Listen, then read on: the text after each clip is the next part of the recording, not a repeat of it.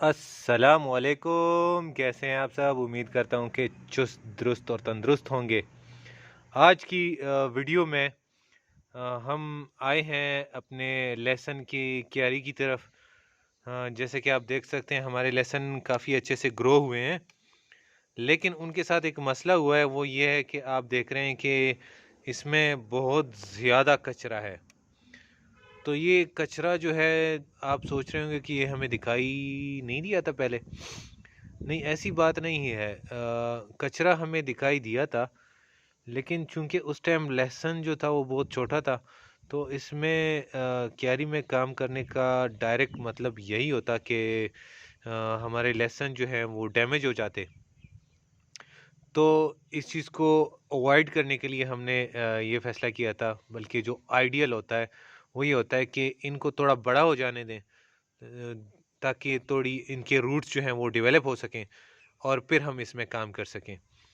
और दूसरी बात ये कि अभी ज़मीन जो है वो काफ़ी गीली हो गई है, क्योंकि रात काफ़ी बारिश हुई थी। तो अब इनका निकालना काफ़ी हद तक आसान हो गया है।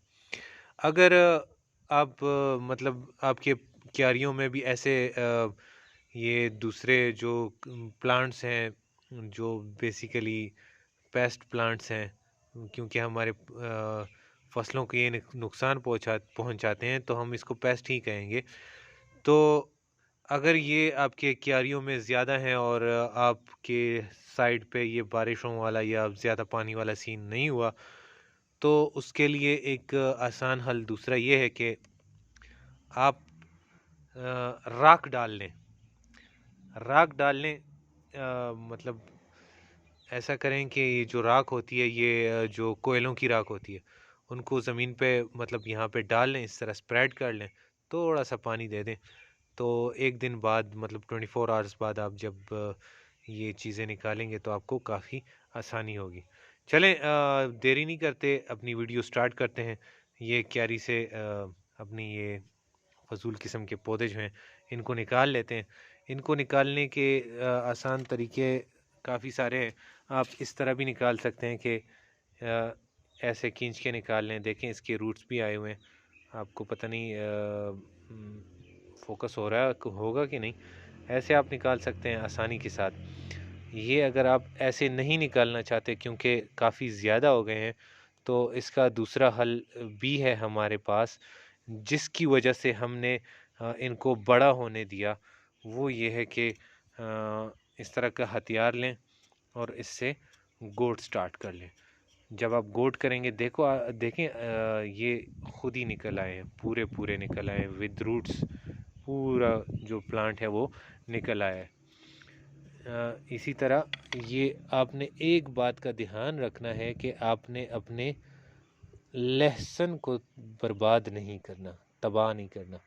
ऐसा ना हो कि आप ज़्यादा गहरे चले जाएं और आपका लहसुन जो है वो बर्बाद हो जाए। यहाँ पे रख लेते हैं और इनको थोड़ा साफ़ करते हैं, और साथ में बातें भी होंगी। तो आपको अगर याद हो, हमारे ये विंटर क्रॉप के सीज़न के स्टार्ट में हमने लहसुन, सबसे पहले जो क्रॉप्स थी उनमें सबसे पहला जो था वो लहसुन लगाया था। वो हम पिन कमेंट में भी इंशाल्लाह उनकी वीडियो जो है वो रखने वाले हैं और आपको दिखाएंगे। आप वो जाके ज़रूर देखिएगा कि हमने क्या क्या किया था, कैसा कैसा किया था।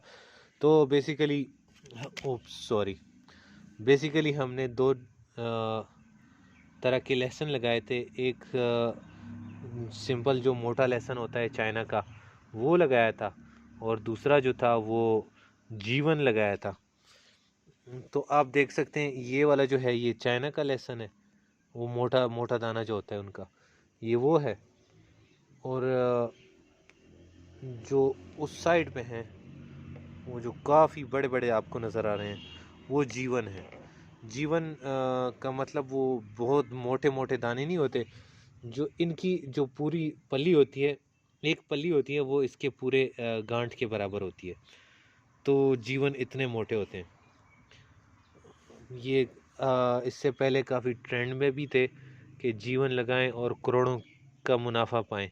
लेकिन फिर सब ने ही जीवन लगा लिया था और फिर क्या हुआ था कि करोड़ों अगर नहीं डूबे तो लाखों लोगों के लाखों रुपए डूब गए थे।